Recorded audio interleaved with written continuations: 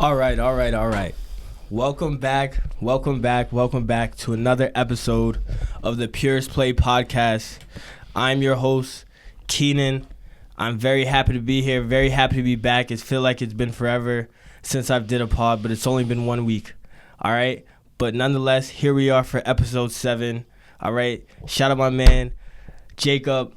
Puerto Rican lefty, solid dude. We back in the building. Let me get a handshake. How was your weekend, man? Everything was good? Nah, estaba bien. Estaba largo. Very long weekend. Sí. Pero tú sabes, por mi puertorriqueño, it was lit. Sí. You know, big celebration. In Boston, too? Not in Boston, but, you know, Okay. I was celebrating from afar from here. Yeah. Celebrando Nueva York, tú sabes. I was about to say, that would have been lit if, like, the whole country was celebrating. But, yes. Shout out to Puerto Rican. Puerto Rican Day Parade was this past weekend. A lot of stuff this past weekend happened. The Knicks won the chip. You know what I mean? Love Island is getting messier by the day, right? But nonetheless, we will get into all of this today. All right? We will get into all of this today. So very happy you guys are here with me, with us. Let's have a good pod, all right? First up on the agenda, Kevin. You're my mans. We started off on this podcast together, you know, in the heat of the playoffs, talking about the matchups, the rounds, the predictions, the players, all this good stuff. And I just want to say that I miss you, and I can't wait for you to come back on the pod so we could talk about this whole season. You know what I mean? I'm going to just play the clip of you coming in here on our last pod episode about when the Spurs won Game 3. I really feel like if Wemby doesn't miss that Game 2 jump shot, Spurs is up 2-1. Now, for the chat, if Spurs win Game 4, They won't. where do we stand now? That was the best moment you got. You know what I mean? So, Spurs go down in 5 games. Kev thought it was going to be 6. He thought it was going to be 7. You know what I mean? And then obviously he realized that they just didn't have enough, right? So first and foremost, we have to give all the credit to New York as an organization, as a team. They built the team that they needed with the way the NBA is being played. I think they saw the past champions and how they were played and constructed, and I think they did a good job countering that while integrating their own kind of style of play with the core that they have built, given with Jalen Brunson being a small scoring guard that can play make. I think they did a great job building around him with long perimeter-centric defenders that could shoot as well and play make when needed. And Mikal Bridges, Josh Hart, Anunoby, I think having a trio of wings instead of just 2 was next level for them. You know what I mean? It was able to contribute to their physicality all playoffs. It was they were able to contribute to their defense all playoffs, their rebounding, their transition. I think they gave a lot of teams different problems in a myriad of ways. So we have to give the Knicks a lot of credit. Shout out Cat. I mean, if you told me Cat 2 years ago would be playing for the Knicks in the NBA Finals, I would be like, man, like, did the Knicks get like Kevin Durant and all these guys and Steph Curry? Did they create a super team like they did in the late 2010s? But I mean, the maturity that Cat shown throughout the playoffs, throughout the whole season, I know that he wasn't too happy about his touches and his role in the offense throughout the season. But shout out Mike Brown as well, a great coach who adjusted, was flexible, all in his first season with the Knicks, and you were able to come up with this synergy on offense and defense. Players were able to buy in. Players were able to not get discouraged when things weren't going their way. So, Kat, another shout out to you. And last but not least, I mean, the Finals MVP, Jalen Brunson. Now, Kev, we talked about what Brunson is and what's his value and how good is he, and if SGA couldn't do it, how can Brunson do it? Well, he did it, right? And he did it in a fashion that, you know, we haven't seen against the Spurs team. We're talking about you're tying records with Jordan. You know what I mean? Your resume is comparable to Magic Johnson and Kareem Abdul-Jabbar and these guys now. 45 points in a road game, in a closeout game. 45 points is tied for the most with Michael Jordan. That's impressive. When you talk about Jalen Brunson, you have to re-rank certain guys. There's certain names that you have to put under.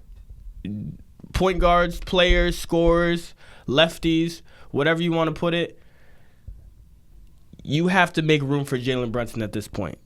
When you're talking about an individual player and how they lead their team throughout a playoff run, he's interchangeable with so many guys in this league, in the history of this league, that when you look at the Knicks and you see that they beat a team that they beat as young as the Spurs are, you have to give Brunson and the Knicks all the credit. You can't start coming up with the excuses as to what the Spurs were and what they weren't and who they had and who they didn't have and what they need.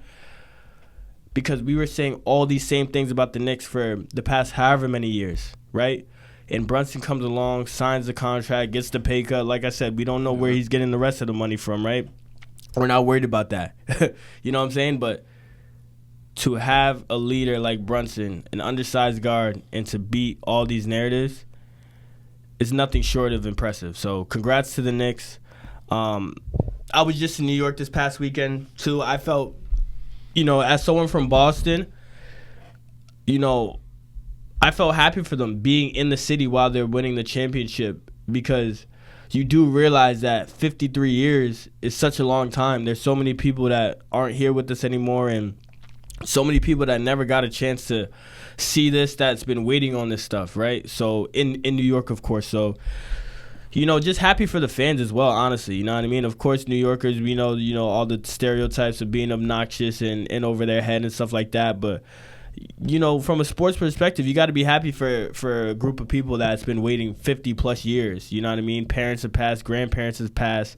It was a thing to say that, I'm not going to see the Knicks. I'm not going to be alive when the Knicks win a championship. You know what I mean? And as a 25-year-old, I was almost believing that. You know what I mean? I was born in 2000, so their finals appearance was right before I, came to this earth. So to see that they're in the finals, but not only in the finals, but winning and being the best team in the East and the best team in the league is very interesting to see. And I'm looking forward to see how the rest of the NBA reacts to the Knicks being the best team in the league and what they're going to do to kind of build their respective organizations to counter the kind of style of play that the Knicks are bringing on, because it's certainly unique. It's a roster full of depth. It's a roster full of shooters, but also blended in with physicality and defense. So, like I said, congrats to the Knicks.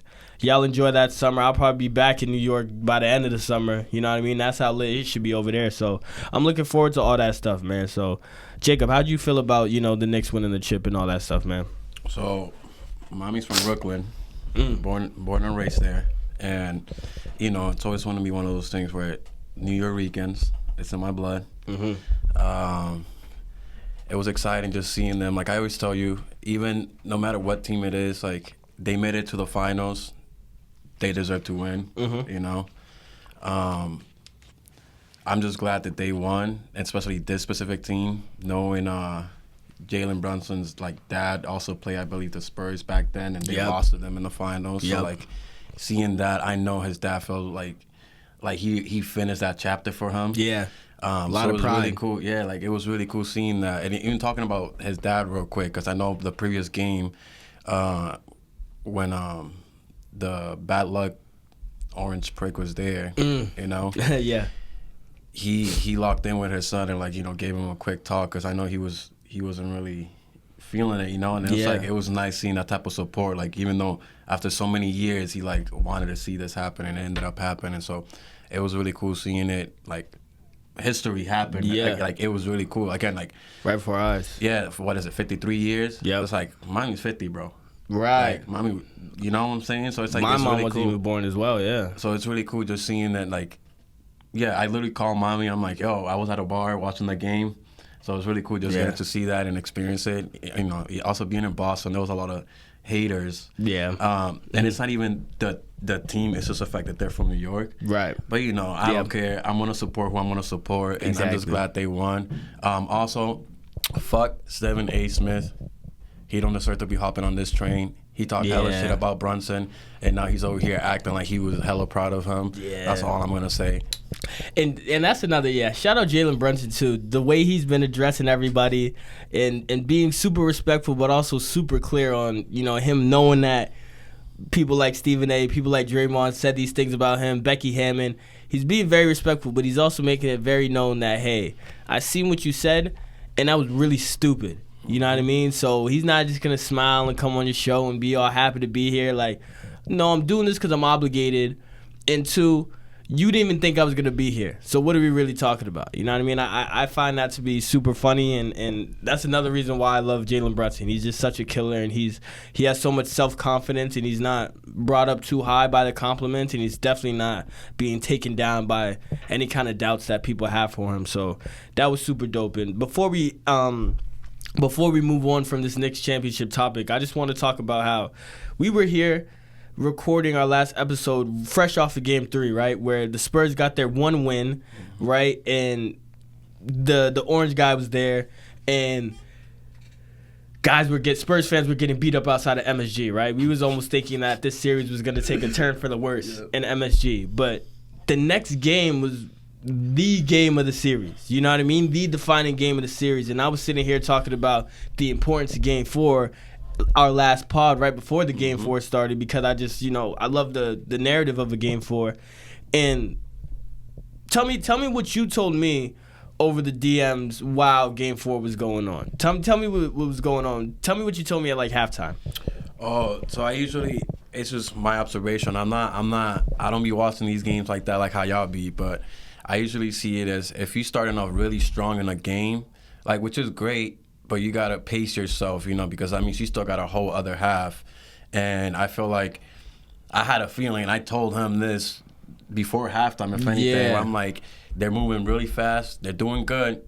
But from my experience, the games that I've seen, and not all, but a lot of the games that I've seen where they do that, the team that's usually winning the first two quarters ends up not winning or really close to a win.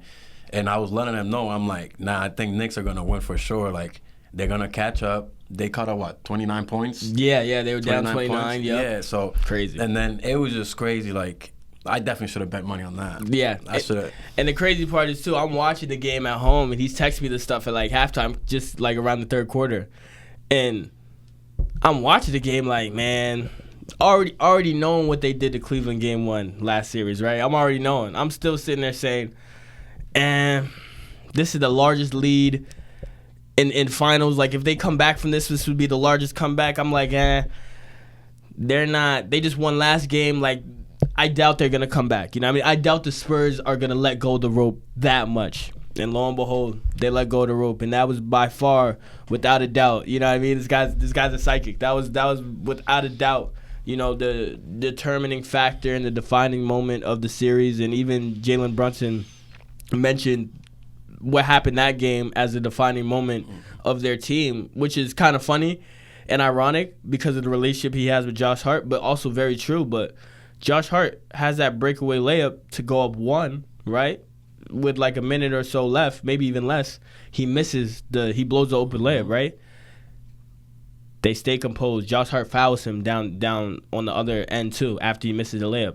They stay composed. They pick him up. They tell him, yo, get your stuff together, man. You'll be all right.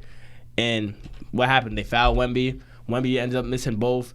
They come down, get a bucket, find a way to win the game. You know what I mean? I think that as crazy of a game that was and as crazy of a comeback that was, people forget that they were still down with the minute left, and they still had the resiliency and the focus to be able to come through and get the win. So, last time I'll say it, you know what I mean? But much congrats to the Knicks. Well-deserved championship. I would not think that 2 years after the Celtics won a chip in 24 that the Knicks would be right behind us. But I guess when you look at this timeline, us winning the chip in 24, in 25, we get eliminated by the Knicks. They take those first 2 games on the road in our home building in Boston. And then now, fast forward the next year, they're not only beating just the Celtics, but they're beating everyone else in the East on their way to the championship. So I'm looking forward to a good crash course in the Eastern Conference. You know, a lot of moving parts coming back this year. Shout out Halliburton. Shout out 100% JT. You know what I mean? Shout out 82 game JT. I'm looking forward to that. But, yeah, congrats to the Knicks, and let's move on. And speaking, real quick, and shout out to Zora Mandani, bro. I feel like we're living in well, not us, but, you know, I've been watching it from my window. We're seeing a new New York, you know? So he's really making that city what it was supposed to be from the beginning, you know? So I just want to shout him out. That's all I got to say. Hell yeah. Continue. That's our political correspondent. So shout out Mayor Mundami. I could definitely see the vibes, you know, a little more fresh, a little more positive, you know what I mean? And men of the people. You know what I mean? Having a socialist like that in a city that big and that much of a melting pot, I think good things come out of it. So definitely, you know, grateful to see how beautiful the city is still. Mm-hmm. You know what I mean? And speaking of New York, like I said, I was in New York this past weekend, and shout out all my guys I seen out in New York. Shout out Maul, shout out Brandon, shout out Ben, shout out Eli. Big salute to y'all. You know what I mean? The hospitality and the love y'all show, as always, much appreciated. You know what I mean? But I wanted to talk about the trip that I had and stuff like that, and shout out Michelin star restaurants. I don't know. Have you ever had the luxury of going to the Michelin star restaurant? Pretty sure I had. It was a very long time ago, but I'm a little different when it comes to Michelin restaurants. Yeah. Yeah. How so? I just, to be honest, if I'm hungry, I'm gonna go eat anywhere. Word. I like a lot of my local places too, but yes. I definitely gotta lock in and try out some more Michelin stars restaurants for sure. I mean, they get the Michelin star for a reason, but right. I'll go get empanada from the bodega. You know, I'm hungry. That's my Michelin star for me. But, no, for real. But I get you. So go ahead. I want to hear this. That makes two of us. That makes two of us, most definitely. But I had the pleasure of having my first experience at a Michelin star restaurant, the Gramercy Tavern. And I want to give a big shout out to my favorite chef in the world, Ben Allaire. This is a guy that is an absolute hustler, a psycho, if you will, in the best way possible. This guy's dedicated to his craft, and he found a whole fraternity down in New York to, you know, chase that craft. And that fraternity is located at the Gramercy Tavern in New York, off of East 20th Street. And this was by far the best dining experience ever. It felt like what you think the Last Supper should be like. I mean, that's why. I mean, and Eli was there. Eli could vouch for this too. So Eli, you tell him too. But we sit down and, you know, nice little table. They got a private section over here on the other half, right? For just the course, you know, the dining course. You know what I mean? You're not ordering nothing. They're bringing you 8 different courses of meals. That's the other side. We're just on the casual side here. Nonetheless, we sit down. First thing, couple minutes in, you know, they give us our water, sparkling or still. You know, I say sparkling just for the fun of it. We're at a Michelin star restaurant. You know, I said sparkling. You get what I'm saying? We're wilding out. Next thing you know, shortly after that, we get 3 glasses of wine. Three glasses of wine, right? Empty glasses. Just come sit down. We didn't order no wine. You know what I mean? We didn't order no wine yet. You know, we didn't get a menu yet. I'm not, but my guy Ben works there, so he got the reservation for us. He said, yo, don't worry about it. You know what I mean? Let me do all the talking and all the ordering. I got you. But to his surprise, too, 3 empty glasses of wine come through, and this beautiful glass of white wine from Northern California. He's telling me about this BTX wine that is imported from Northern Italy that transfers to California, and they're stepping on the grapes with their feet and shit like that. And now they put it in this bottle, and this shit tastes like this is the best glass of wine I've had to this day. You know what I mean? As of recent. So we're sipping that, we're enjoying that. Next thing you know, boom. Bigger glass, a bigger glass of wine. A bigger wine glass, empty. Bigger than the first one. I already have this glass of wine right here. Another big glass of wine. Boom, right here. All right. Mind you, no one's ordered nothing yet. Big glass of wine right here. Like size of my palm. Now they bring out the red wine. I'm trying to remember. I'm trying to remember what this was. I'm trying to remember what this was called. But this is another one from Italy. Eli sitting there trying to figure out, man, it got a dark kind of taste. It tastes like cherry. My man Ben over here like, yeah, it's stout. I don't know where it's from. It might be French. My boy Ben's he's the French wine guy. Eli's the Italian wine guy. So they're trying to use their knowledge. I'm just sitting here like, this smells good. I can't lie. This smells good. I like it, right? I like it regardless. This shit tastes good. It's getting me drunk. I feel like one of Jesus' disciples, right? I'm telling you, this is Last Supper vibes. This shit's dim in here. We're sitting down from the table, and shout out DK and Chase, two more of my favorite chefs in the world. They're sitting there at the open kitchen, and Ben's telling me this is borderline illegal. The manager got a handshake deal with the NYPD, with the fire department, saying, hey, this is a little risky, but I know it looks fly. So for the sake of your aura and the environment, we're gonna let you rock. So DK and Chase are sitting there at the open kitchen. You know what I mean? It's like where you're looking at me right now. I'm just chefing it up right here, just flipping burgers, flipping. They're killing it. Everything's medium rare. Everything is plated perfectly. That's another thing. The difference between any other restaurant and a Michelin star restaurant, that shit's gonna be plated beautifully, right? So fast forward, we're 2 glasses of wine in before we even know what we want to order. But Ben's doing all that stuff, so I'm not worrying about the ordering stuff. Shout out to you, Ben. This dude, so now, and shout out Caleb too. Awesome waiter, awesome service. As great as the food and the wine was, the service might have been the best thing. You know what I mean? And that's something they're known for. And obviously, you got to be great at all these things to get a Michelin star in the first place. But you have to say it as well because they actually were. You know what I mean? This isn't no superficial kind of thing where, you know, we're picking and choosing the clients we want to be nice to. No, these guys are super respectful, right? So shout out to Caleb. Shout out to all these guys. But now when it comes to ordering on the menu, right? These terms are so like, I never heard of some of these foods, so I'm trying to remember.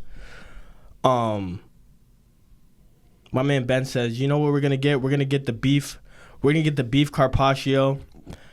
We're gonna get the beef Carpaccio. We're gonna get the grilled monkfish as well, with the strawberry crisp on the side. We're gonna get this rigatoni. Not rigatoni. That's just not even Michelin. We're gonna get some. Yo, I forgot what the pasta was, but please let me know what the pasta was. I'm gonna get this super fire pesto, green pea pasta. That's so fire. You're gonna love vegetables if you didn't already, and then we're gonna top it off with a medium rare burger and some chips. So that's what Ben orders. Ben orders those 4 things for us. I'm like I have no clue what monkfish is. But yeah, let's do it, right? Now, we ordered those first 4 things, right? And then Caleb and these Expo guys, they come down and they give us this plate. And the dude starts describing it. He's like, yeah, this is some fluke with horseradish and you know, this light red dye seasoning and all this stuff. And I'm trying to pay attention because I want to see what these things look like and what they taste like, and I'm like, okay, so what's that one you out of the 4 we ordered? Ben's like, I didn't order that. Ben's like, I didn't order that. Boom. This fluke, I'm damn near trying to Google it with my phone under the table, but I don't have time for that. I just say, I'm gonna try it. Yo, I still don't know what it is. That shit was delicious. I'm eating the horseradishes. I'm clearing the shit. We're eating this in like 10 seconds. And of course, great hospitality, great service. They come pick up the plate within 5 seconds. As soon as they seen you finish eating, yeah, get that shit out your way. Oh, you done with the wine? Get that shit. They're pouring the wine. As soon as they see it's coming low, pouring the wine. We had like 4 different bottles of wine. Shit was crazy. Now they come out with some. Now they come out with the beef Carpaccio too. Tender. You get what I'm saying? Seasoned. The seasoning is crazy. You look at some of this stuff and you're like for a non-Michelin kind of guy, typically, I'm looking at this like come on, man, this ain't me. This ain't me. Me? This ain't me. I taste it though. Nah, this me. You get what I'm saying? This is me. And yeah, the monkfish. I think the monkfish was my favorite, and I'm not a big seafood guy at all. But that monkfish, I think it had to do with the strawberries and the salad as well on the side that mixed it really well. But the monkfish was, like Ben described, meaty, but still soft and pause. I know, pause. We're at a Michelin star restaurant though, so we have to have a little bit of maturity. We are talking about a Michelin star restaurant, so we have to have some maturity. But yes, Ben was describing the dish as these things, and he was spot on. But nonetheless, the seasoning and the taste and the flavor superseded all of these things, right? So, and of course, burger killer. Like Chase, DK, salute. DK, I'll be back in September. You let me know. I'm going to bring my ball shoes. I got some Halliburtons on me. You know what I mean? I got some Pumas on me. I'll come through with the Halliburtons. We can hoop it up. You know what I mean? I know the wine was getting to Ben, so he was. I don't want to assume what's gonna happen.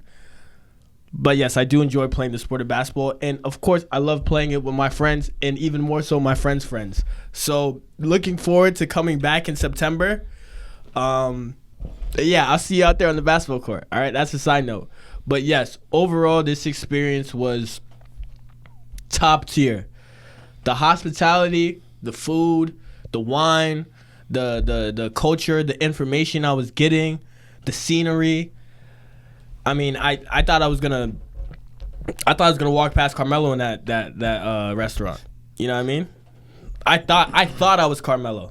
You know what I mean? I thought I was in the NBA the way they were treating us. I was trying to figure out how many subscribers this podcast had, how many views my last video had the way they were treating us in there. So, very grateful for you, Ben. Very grateful for the team you got over there at Gramercy Tavern. You definitely got some great guys and great people that you work with that you can look up to in order to continue to learn how to be the great chef you already are. And I'm looking forward to going back to Gramercy again to share another meal. So shout out to that. And that was a big highlight of New York. I also did some other fun things that we won't talk about. You know what I mean? We won't talk about. But shout out City Lights, shout out Mall, shout out D1. You already know what time it is. I love that city, man. That's the second home. Now, my political correspondent, my women correspondent. This guy. I'm not gonna put no labels on this guy. We're definitely not gonna talk about his history, right? We don't want to get too personal because this is about us and you, right? But I like what we was getting into on that back half of our last episode. So let's get into it again. Tell me about how you feel about, you know, the value of accomplishments for men. You were talking to me about that off air. Tell me more what you meant by that. So, for me, and all I'm gonna say, what I'm saying is based on my experience and what I've seen. I know everybody's different, so just making sure. But I feel like when it comes to guys and like their accomplishment, they're not celebrated enough. And it's not that we need somebody else to celebrate it for us. You know, it's our accomplishments, not theirs. But just to be more aware of like the things we've accomplished and to just be happy about them, to basically just celebrate yourself, you know. Because like I was saying too, it's like, of course, again, based on my experience, and this is just what I'm saying. When it comes to women, I know like they celebrate each other a lot better, you know. And I'm not saying all, but from what I've seen, they celebrate each other really well, and they're much like sisterhood, you know, when it comes to any type of accomplishment. And it's really nice just to see that from anything, you know, what they'll just accomplish. Like even when it comes to birthdays, like they'll literally have a countdown for their birthday. They're about to have a birthday week. They're about to have a birthday month. Like it's crazy. You know, it's 30 really days cool. ahead. Yeah, so it's really nice that they're like, you know, they're looking forward for that. Whereas like a guy will have like the job that we always wanted. We'll have the apartment, the house, the car, the life we wanted, and we don't fully think of it as a full accomplishment because there's still something more that we're trying to work towards. And it's just like at what point are we going to be happy with what we got?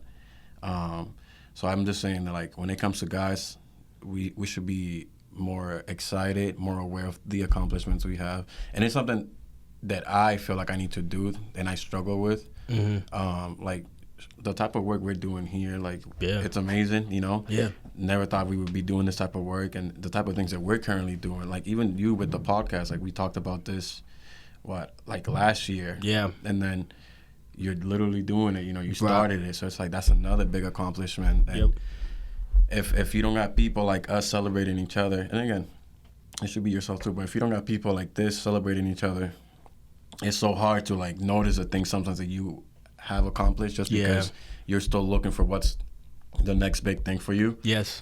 And even, like, bringing it back real quick to the Knicks and what's his name? Is it Rick Brunson. Jalen Brunson's dad. Yep.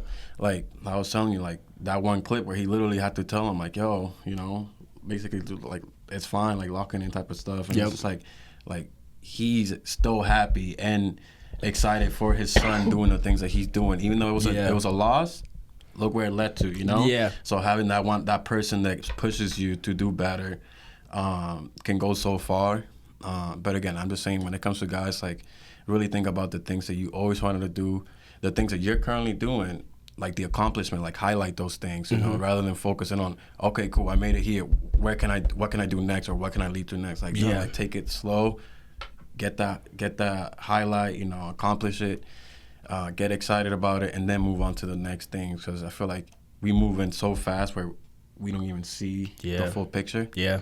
But yeah. And I would ask, do you think that looking at accomplishments for men, do we think that it's important to look inward and to, for example, if I'm accomplishing something, is it more important for me to look at myself and understand the significance of the impact, or should I be seeking out, you know, certain friends or certain people that I know, and, like, should I be sharing that stuff and then expecting an accomplishment? Or do you think that you shouldn't even worry about the outside people? You should just understand that, hey, I'm starting a podcast, I got to give myself a pat on the back? Or do you think that it should be something where I'm looking for credit from other people? Yeah. For me, and, you know, I don't care about what nobody has to say. You know? Facts.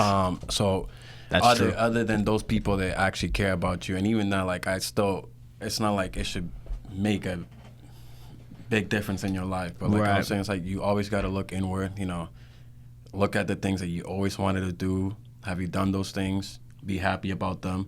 And then when it comes to those people, I think it's the best thing is to surround yourself with people that would highlight those accomplishments, and they keep you wanting to do those things, you know? Yeah. Because I feel like we surround ourselves with people that don't want what's best for us, and we think they do, you know, just because we've been with them for too long, or, you know, there's some type of jealousy or some type of thing going behind, you know, that we don't even see, or maybe you do see some of the hints, but because that's your boy, that's your girl, or your family members, you know, they're not gonna be as happy or as proud. Whereas, like, I always see, like, on Instagram, when you can see where, like, strangers be so more, like, excited and happy about your accomplishment than your own family members or your own friends, you know. And it's so crazy seeing it, like, we can all have that type of energy, that type of friendship, family, and, you know, it don't gotta be blood, you know. Family comes in all,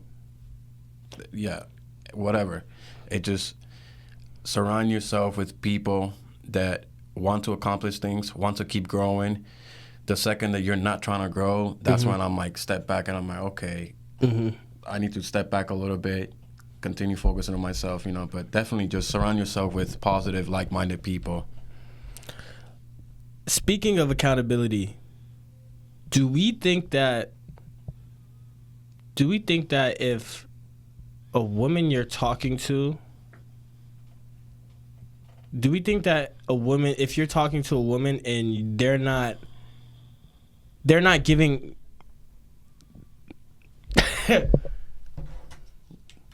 No, you go. You good? If you're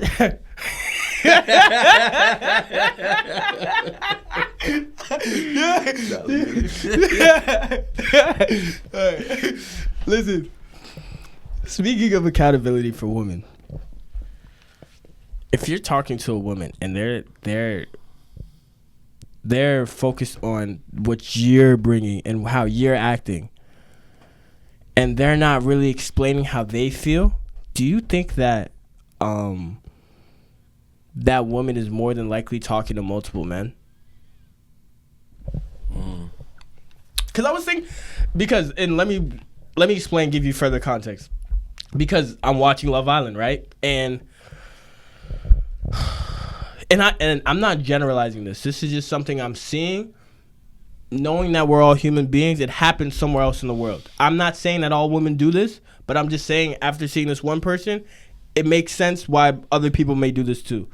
But I'm watching Love Island, and this girl Kenzie on the show, she had a love interest. They were a couple, and then due to circumstances out of both of the individuals' control in the couple, America voting, boom, they're not in a couple no more. So now she's coupled up with another guy she's interested in, but at the same time, she still has interest with the guy she just got cut off from, right? Now, the way she's handling it is it promotes zero accountability in my head. What she's doing is that she's expressing her feelings for her former couple mate, right? She's still interested in the new couple, obviously, but she's not giving her all to the new couple because she still has feelings for the other couple.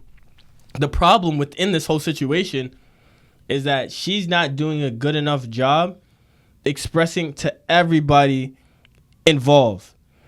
Her new guy, her old guy, and the girl that's with her old guy, right? She's not explaining to none of them how she really feels. She don't know who she values over either or option, right? But she's going through the motions and still kissing the new guy. She's kissing the old guy. She's telling the girl that's with the old guy, I don't know how I feel about him, right? She's telling the girl, it hurts when, even though you're coupled with him, it hurts when I see you kissing him and interacting with him. It hurts, even though I'm not with him no more. It's like she's trying to have her cake and eat it too. Now, I'm saying in real life, obviously that shows a dramatized version. But I bring that up because in real life, I feel like sometimes without knowing, we might go through those things as men where we're talking to one girl and, experiences on dating apps and all this stuff too, social media. We talk to women that may be interested in you. They might find you cute and they might like what you got going on for yourself, but they also have two or another guy or three other guys that they're interested in as well. So do you feel like you could kind of notice when that lack of accountability is coming into play and some girls may be talking to you like they are really open and available, but in reality, they're only making themselves 20% available, if that makes sense? Yeah. Now, for me, because again, like you said, it's a show, it's a script, so a lot of I don't even know enough about the show. But when it comes to like real life, I see like with me, it's like I observe a lot. Then it's all about like patterns too, in a way. So it's like if you're constantly talking to somebody, or you just started to talk to somebody, let's say they're shooting you a morning text, afternoon text, and a night text. Like that's cool. You're seeing that they're there the whole throughout the day.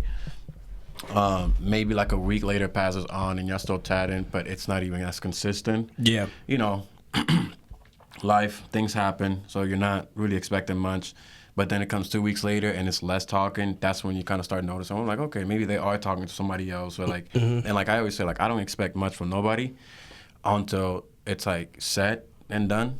Because also we're adults, we shouldn't be playing with people. Yeah. Because again, how I see it too, it's like I wouldn't want to do something that I don't want it to be done to me. Right. So I'm big on that. Yeah. So it's like, but I also care a lot about people, and I feel a lot for people, and I try to see things through their perspectives. But definitely, if you're not accountable, it's just as easy as I don't care. I'm not gonna bother, because how I am too. I communicate. I like I always say, I like consistency, communication, and honesty. Yes. Those are the 3 things that I take with me everywhere. And again, I'm not trying to force you to be somebody or to do these things. If you're not able to do them, that's cool. There's always going to be somebody that's going to be able to do that and will appreciate you for doing those things. Yes. But then you got people that, are maybe struggling with that, but they're willing to learn, and grow with that. And those type of people, it's like I'm cool with, talking to and getting to know more about. But for me, it's like I feel like we're so used to, especially in this generation, where it's like, let's not build with somebody. Oh, cool, I'm struggling with this person right now. Let me drop them real quick so I can go start off with somebody else. And it's just like we're so used to just letting people go rather than like working on these things with people. And it's just starting over and over again, where it's like I don't like starting over and over again. Yeah. If I'm talking to somebody, they don't work out, cool, I'm not talking to nobody for a long time. Then if something happens, then I'm doing that. But accountability is a big important thing for both sides. And speaking of starting over, do we feel like if you're talking with somebody, right, and something may happen where you guys stop talking, right, whether that's for a year, a couple months, a week, whatever, if you are to go back and start talking to said person again, do you think that it's valid, and how long do you think it's valid for to have certain doubts or trauma experiences because of your past experience with that person, if that makes sense? No, I think it makes sense. I think it is valid just because, like I've said, like patterns, recognition, and all these different things. So it's like if you're starting to see some of those things again, then you're like, okay, nothing has changed. This person's still the same. Why even bother to try again if they're going to keep doing the same thing? Do you think there should be a quicker identification in terms of like, okay, if I'm dealing with this person again, they're either moving like this or they're not. You're not going to be worried if they're moving like that or not. You're either going to feel like they are or you're going to feel like they're not. Yeah. And I think that goes back to the accountability thing, because sometimes women don't always, and men do this too, of course, but I'm talking about women, but women do this thing where they don't like to admit what they're seeing. You know what I mean? Because of the hope that they have or the vision that they have. But at the same time, it's not only hurting them, but it's hurting the guy, because now you're acting like you believe this, but you really believe a different thing. So when, crossroads arrive, both parties are going to be left confused and like not understanding. You know what I mean? Even if the woman feels like they're the ones that got hurt or they're the ones that did wrong, if they're not expressing that they felt like they did wrong and they're expressing it's all good, and then you find out, oh, she's half-assing it and she's not giving me all this energy that she once did before, but they're just acting like this is a new approach, right? Because, they love doing that. Oh, this is just how it is now. This is how I move now with everybody. It's not with everybody. It's just with me. Mm-hmm. And I could be on different scales. But I just find that interesting. So accountability for women, we will get into that later. But before we get out of here, I just want to ask you a simple question. What's your ideal weight for a woman? What's my what? What's your ideal weight for a woman? Like weight or size? Oh, you already know. Tell them though. Shape, size, color, height. I love them all. It's all about the brains. For me, if you're smart, and I can learn from you, and you're willing to learn and do all these things, that's more than enough for me. I don't discriminate. I don't do none of that. And he knows this. So all shape sizes, I don't care, Now, it's the other way. A lot of women, which again, from my perspective, are more picky when it comes to that. From height to weight to all these different things. I can't even grow a beard. Maybe not yet, but girls be like, "Oh, I'm attracted to beards, and I'm attracted to 6, 7 tall guys." I heard there's something you could do to help that. I've been trying. But they're like, I get triggered by anybody that starts with the height of 5, and I'm like, you're 4'9". I'm so confused. So it's just like, for me, I'm open to anybody and everything. It's just you just gotta be smart. I feel like if you, and I'm sorry, if you slow, that's all I'm seeing you as. And again, there's many types of being slow, you know. I feel like y'all ladies know exactly what I'm talking about because I know y'all deal with a lot of slow dudes. So that's all I'm saying. If you smart, come my way. You heard it here first. Mr. Build-A-Bear over here. Hey, man, that's all we got for you today. Episode 7 of the Purest Play podcast. We will be back next week. I hope you enjoyed this video. Make sure you like, subscribe, comment, share. And shout out New York. Shout out New York. You know who you are. All right. Peace out. Have a good weekend. Dale.